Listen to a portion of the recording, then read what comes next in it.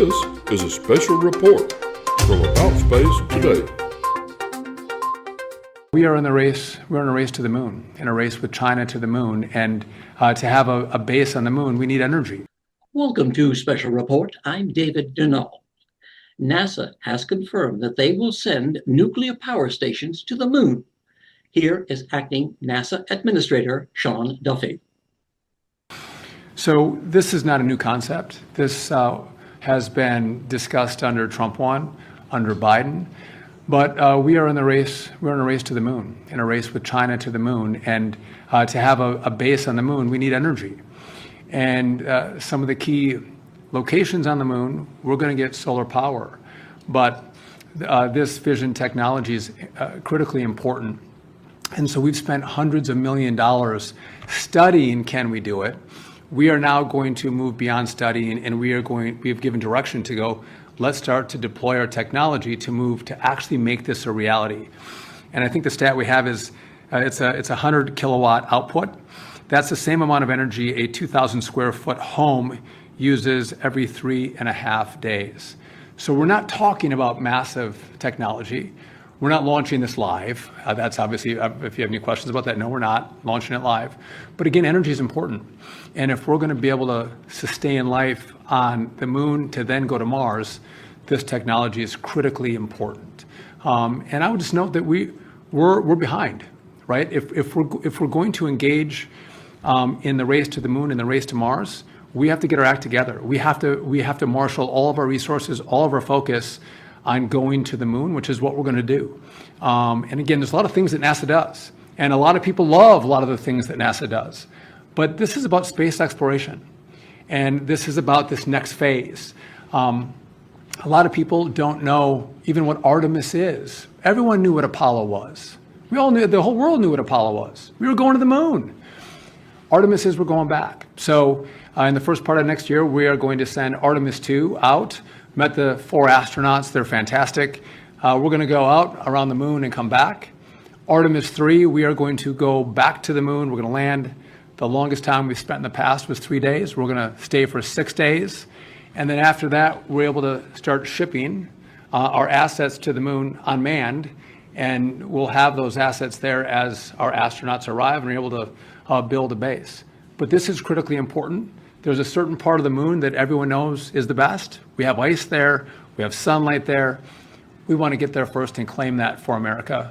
And to do this this part of the fission technology is critically important to sustain life, because solar won't do it, but it's just a lower amount of that fission technology that's going to allow human life to sustain. That was acting NASA Administrator Sean Duffy. Next, Meyer and John Gomez will join me in the discussion. Next, as America and the world is listening to Special Report on About Space Today. Ever dream of an island getaway at an all-inclusive resort? Or going on an island-hopping cruise to multiple island destinations? See sun-bleached beaches and swim in the azure waters of the Caribbean Sea. Call today for your special discount prices to your island getaway. This is a special offer for About Space by calling 877-747-8631. And let's go and explore the islands of the Caribbean. Welcome back. I'm David Denault, and joining me are my co-hosts, Meyer and John Gomez. Well, will these power stations primarily be used at the South Pole, John? They will, and they're gonna use a couple different things. Now, I know that the easiest thing to say is, well, it's a nuclear reactor, but it's a little bit less than that, David. What they're going to do is they're going to use, it's likely going to use a combination of solar power and then advanced systems, sort of like either nuclear fission or thermoelectric energy, to provide continuous power. Because you got to remember, they're going to be in the South Pole. It's a long night on the lunar night. So they're going to be down there doing this mission, and they're going to need to generate a lot of power to keep the landing craft moving, to keep all their parts moving. So they're going to need every little bit of energy that they can get. Well, About Space Today first brought you a report on our Return to the Moon series, and here's part of that report. But all we need is a little plutonium. Oh, I'm sure that in 1985, plutonium is available in every corner drugstore, but in 1955, it's a little hard to come by. You might recognize those voices from Back to the Future. But did you know NASA is wrapping up the design phase of a project for a small electric generating nuclear fission reactor for use on the moon, perhaps beyond? Nuclear fission reactors split uranium-235 atoms. When the reactor splits these atoms, it increases energy in the form of heat, which can easily be converted into electricity. This idea of nuclear power goes as far back as the 1950s, when it was starting to pop up all over the world as a safe alternative to the sort of power plants that had kept the world running for generations. In fact, a moon base would be greatly helped by nuclear power, and that's exactly why they are thinking it's the path they will take when we finally colonize the moon. NASA has been looking at a nuclear power plant that will be run by a low-enriched form of nuclear fuel. The latest estimates from NASA predict that this fission surface power system will be able to operate at around 10 kilowatts of electrical power output for the next 10 years. If that sounds impressive, it's because it is. In fact, 10 kilowatts is the equivalent to the amount of energy needed to power 5 to 8 large households. This team of scientists from Los Alamos National Laboratory, NASA, and the US Department of Energy created a new nuclear fission system that could produce the impressive 10 kilowatts of energy. A reactor could be especially useful at the lunar South Pole, where permanently shadowed regions are thought to have trapped water ice and other volatiles. Now, these generators could pave the way for powering a sustained human presence on the lunar surface for at least 10 years. And one company has already developed a micro-reactor. Rolls-Royce has created a new classification of reactor it says that could power NASA's planned base on the moon and provide power, heat, and propulsion for future trips to Mars. We are in a new space race. There's a lot of commercial opportunities, but also agencies having aspirations to go to the moon, stay there and beyond. That was Rolls-Royce engineer Matthew Marriott, who says solar power generators are limited. There's a lot of commercial opportunities, but also agencies having aspirations to go to the moon, stay there and beyond. But really, in order for everyone to do that, they need power and reliable power. There are power options in space, solar electric being a good opportunity. But there are instances where solar isn't a viable option. It can't deliver you the power that you need for space. So this product will enable all of these companies to realise their ambitions in space. 2 years ago, if you'd said to me we'd be looking at designing reactors to go on the moon, I'd have said that you were absolutely barking and it was a crazy idea. Abby Clayton is Director for Future Programmes at Rolls-Royce. When you think about Mars, is a really, really long way away. So it can take, up to 18 months effectively to travel to Mars using conventional types of fuels. If we kind of use the power of nuclear to do that, you can probably cut that to around a 3-month period to travel to Mars. So it actually makes that planet more accessible for us to actually go and explore, make sure that we can do experiments there. But again, also work out, can humans get to Mars? And that's certainly the plan. By 2040 is a target out there to get humans on Mars. And before we end our report, it's important to review the problems that plagued Artemis 1 that finally launched after several attempts in November 2022. Dawn, take the lead on what's happening 3 years later. With the Artemis 1 was delayed multiple times for weather and for other reasons. It had several hydrogen leaks that had to be redone and had to be rolled back to the VAB for a hurricane and back out to the launch pad. It was having multiple problems with loading the hydrogen so that it couldn't get it all the way loaded before it was too late because it's got a certain time limit. So it had all sorts of things that happened to it, but it finally had, because it had to have what they've heard called the red team, which I'd never heard of until they called these people the red team, that they sent people with a live rocket out to tighten down a bolt. Wow. So it was really wild, but they finally did launch on November the 16th, 2022.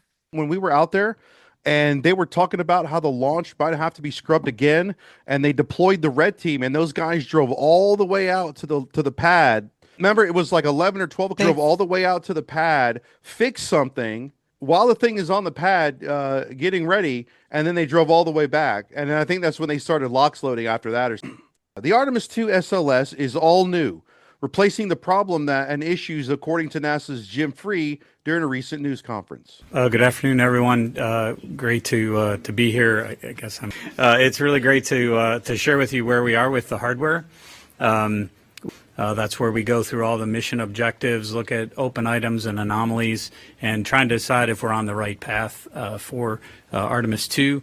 We looked at a number of things that have been open, the heat shield, an electronics box on the service module, and some of the release and retention bolts. Probably the highlight things. I think we have plans forward with all of those. We still have to get to root cause before we get to flight rationale. So to Bob's point about safety, that's one of the things we need to get through, because we still need to press and get our missions on a cadence where we're doing the exploration around the moon and on the surface. This is a great first step for us, but we do need to be vigilant and care about the people going on these missions.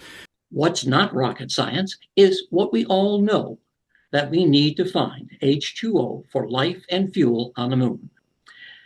Dawn, you have reported that NASA has identified more than a dozen sites at the lunar South Pole. As NASA prepares to send astronauts back to the moon via the Artemis 3 mission, which will bring humans to the lunar surface, the agency has identified 13 candidate landing regions near the lunar South Pole. Each region is located within 6 degrees latitude of the lunar South Pole and contain diverse geologic features. Mark Kersich, Deputy Associate Administrator for the Artemis Campaign Development Division at NASA headquarters in Washington, said, "Selecting these regions means we are one giant leap closer to returning humans to the moon for the first time since Apollo. When we do, it will be unlike any mission that's come before, as astronauts venture into dark areas previously unexplored by humans and lay the groundwork for future long-term stays." Here are NASA astronaut Jessica Watkins, planetary geologist Kelsey Young, former curator of ices and organics at the Johnson Space Center, Julie Mitchell, and lunar geologist Natalie Curran to explain the importance of exploring the lunar South Pole. Imagine if you were an alien who, was visiting the Earth for the first time from some other galaxy. Imagine only visiting the United States and never visiting any other part of the Earth's surface. That's essentially what we've done with the Apollo missions. Really been able to do wonderful and groundbreaking science with the samples collected during the Apollo missions. But again, we visited only a very small part of the lunar surface. The way that I think about it is it's the equivalent of landing on Earth and getting rocks from Kansas. It would give us insight into one particular location on the Earth, but not at all the diversity of what we see on the Earth, what we know is present on the Earth. So the ability to go to a different site, a different location, get different samples will just enrich what we have already learned from our Apollo samples. There's a lot left to be learned about the moon, and it starts with the South Pole. Artemis astronauts will fulfill a different mission in a unique environment. The moon's South Pole region has resources that are vital for long-term exploration. Because the moon is barely tilted relative to the sun hovers over the horizon at the South Pole. Imagine a flashlight turned on, laying on a table. That's how the sun illuminates the South Pole. From an exploration perspective, if we can understand just how much water there is and where it is and how to get it out of the regolith of the moon, we can turn it into really important things like drinking water for astronauts and even rocket fuel to take them back home. So really understanding these resources and how to use them is one of the objectives of the Artemis program, and it's what makes the South Pole of the moon so exciting. For future missions using the Starship, Elon Musk wants to refuel in space. Well, how will that work, and what are the advantages and disadvantages? John, want to start us? Sure. Well, a couple of things to keep in mind here. That one, they're still doing test flights, and one of the test flights will involve a simulated fuel transfer. Now, the way this works is actually a second rocket will go up, and what the long-term plan here is SpaceX will have what they consider to be dedicated tankers. So they'll fill them up with fuel, launch them into orbit, and they'll wait in orbit for Starship. Starship will align, they'll connect, fuel up Starship, off Starship goes. The tanker can either fall back to Earth and be reused, or can stay there depending on how much fuel is in the tank as needed. We're talking long-term, like 6-month duration to Mars type things where we're really going to see this. And don't be surprised if in the future, as we get into the 2030s and maybe even the 2040s, that SpaceX will be launching different styles of tankers and having them pushed out into different points between Earth and Mars, so that way they can act as a way station for Starship as it flies to Mars. Hopefully at the end of this decade and early next decade. But it's not without its complications. It's not without its concerns. But boy, does the future look bright with Starship and refueling. Don, this is something new for you, being in the space shuttle program for some 28 years of refueling in space. So what are your thoughts about the advantages and maybe dangers?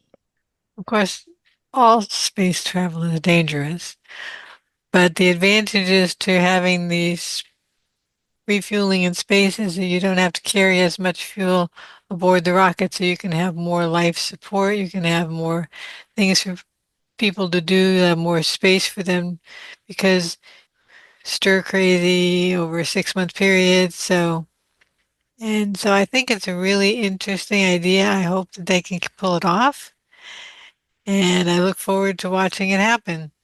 And what we haven't discussed is human hibernation for traveling months or years in space. But that's another story. And if you like our series, click like, follow, and hit the subscribe button. Thank you for taking time to listen from your home or from where you work. For Don Meyer, John Gomez, I'm David Denault. This has been a special report from About Space Today.